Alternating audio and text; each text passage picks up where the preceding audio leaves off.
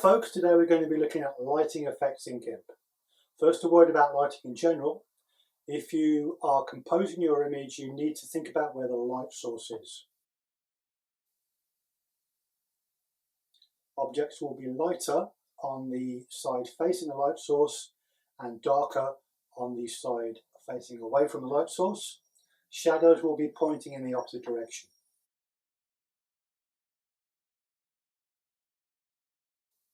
The simplest way to create a shadow in Gimp is to select the area and darken it. This will give you a shadow with a very sharp edge, which looks very dramatic. This is especially useful if you have a strong light source, like for example an explosion.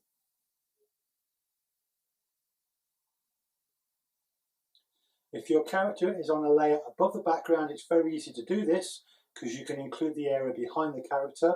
You don't have to worry about getting the shadow to the exact edge of her foot, for example. Select the background layer and choose the Free Select Lasso tool. Press Enter to complete. Now go to Colors, Brightness, Contrast, and reduce the brightness. Click OK, then select None.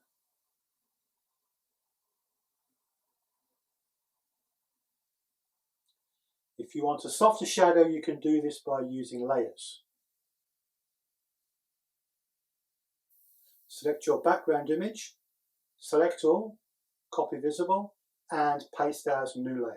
You now have two identical layers, one on top of the other.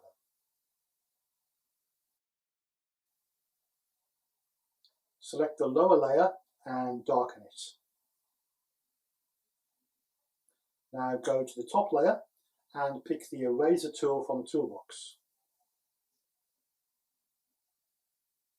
Choose a fuzzy edge to draw a shadow underneath your character.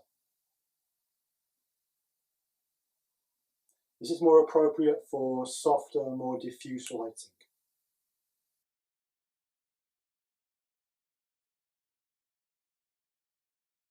What if you want to add a shadow the same shape as the object?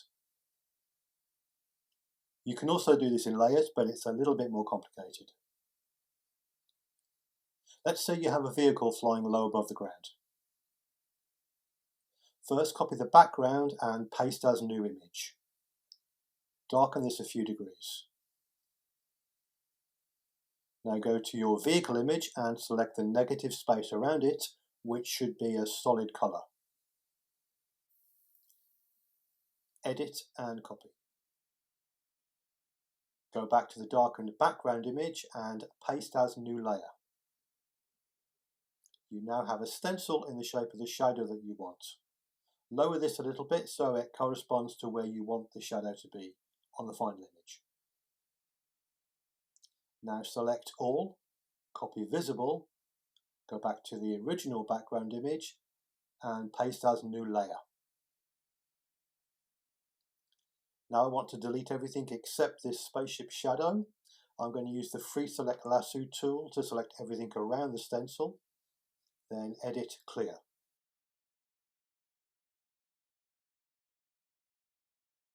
Then I select the green space and again edit clear.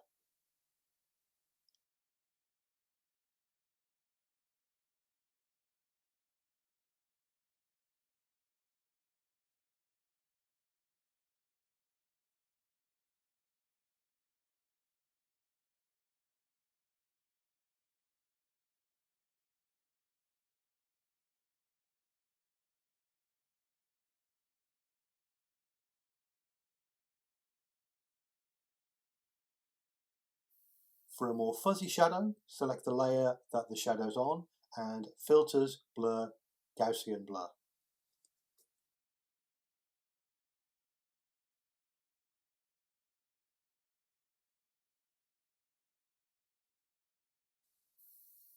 You can add shadows and shading to objects by selecting the areas you want and darkening them.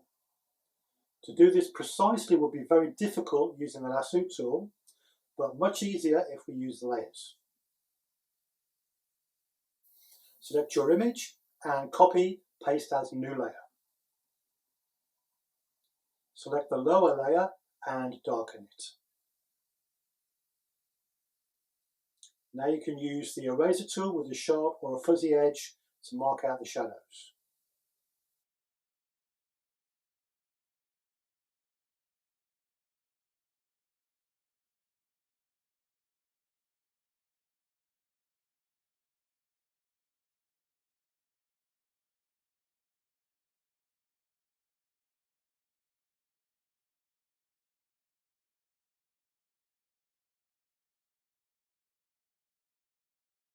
But what if you want to keep the shadow within the border of the image? There's a solution for that. Select the negative space, copy, paste as new layer. Now you have a stencil layer, make sure it's on top, and the ordinary original layer is in the middle. Delete from the middle layer, and you're now creating shadows without any problem about going over the edge.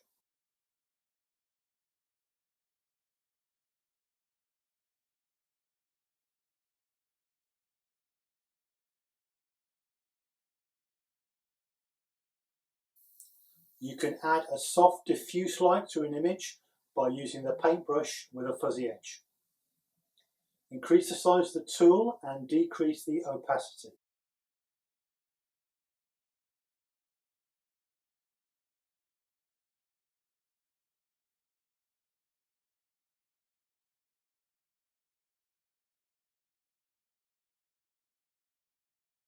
For a bright light, you can use the supernova effect in Gimp. Filters, light and shadow, supernova. Increase the size and the number of spokes to get a dazzling burst of light, like an explosion. And don't forget to give any nearby objects a sharp black shadow on the side pointing away from the light. This creates a very dramatic look.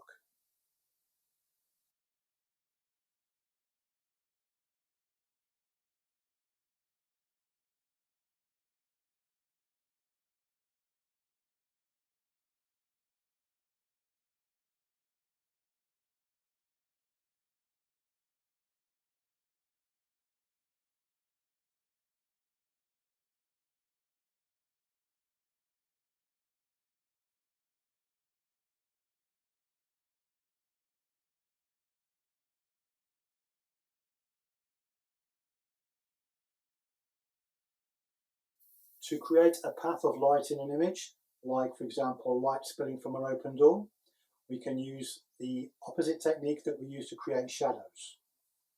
Copy the image, paste as a new layer. Darken the top image or lighten the layer below. Then on the top layer, mark out the image that you want to illuminate, either by using the lasso tool, edit clear, or by using the eraser, and then erase.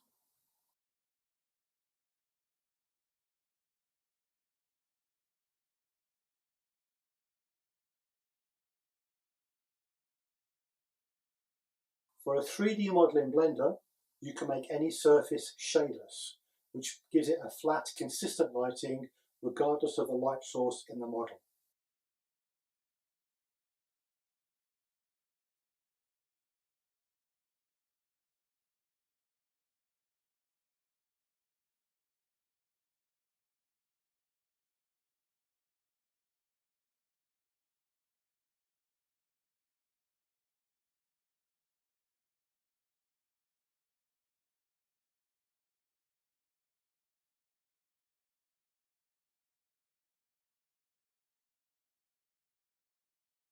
If you also decrease the light level in the model by turning down the energy of the light source, it creates a glowing surface which creates a very atmospheric effect in the image.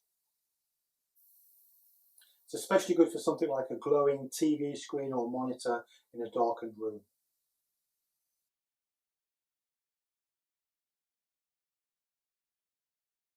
An object directly in front of a very bright light will be silhouetted. To turn your image into a silhouette, go to Colors, Brightness, Contrast.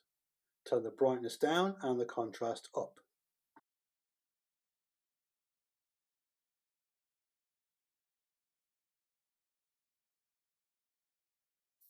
create a reflection of an image, go to Image, Transform, Flip horizontally.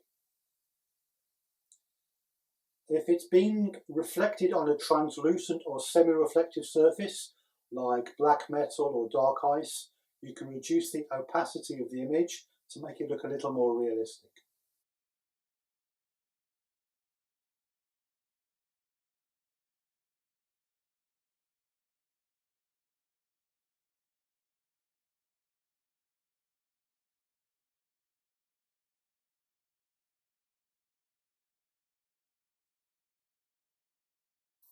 You can also flip it vertically for a vertical reflection, such as a person walking on ice. Bear in mind though that reflections show a three-dimensional perspective, so simply flipping the image will not always look natural.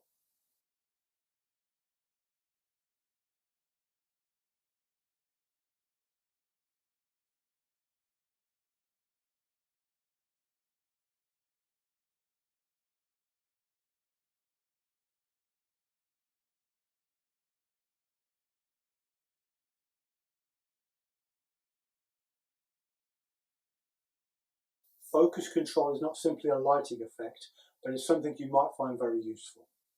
If you have a panel with a complex character in the foreground and a complex background behind it, that can be visually confusing. If the background is very colourful or noisy or busy, it drowns out the foreground. How do you make the foreground character stand out more? There's a couple of things you can do. You could sharpen the foreground image, but not by very much, or it distorts the image. The better solution is to make the background less sharp. And there's a couple of different ways you can do this. You can blur the image, filters, blur, Gaussian blur.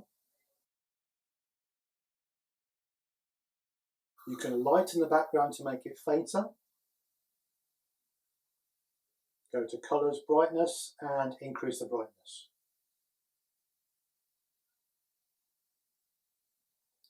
You can also turn down the colour saturation in Colours, Hue Saturation.